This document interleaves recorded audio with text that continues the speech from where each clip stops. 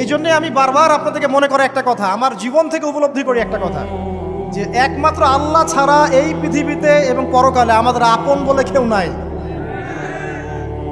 বাকি সবাই সবার স্বার্থের জন্য আছে। মানুষ মানুষের অবস্থানকেই মূল্যায়ন করে, মানুষ মানুষের অবস্থানকেই মূল্যায়ন করে। আল্লাহ রাব্বুল আলামিন আপনার ভিতরটাকে ভালোবাসেন।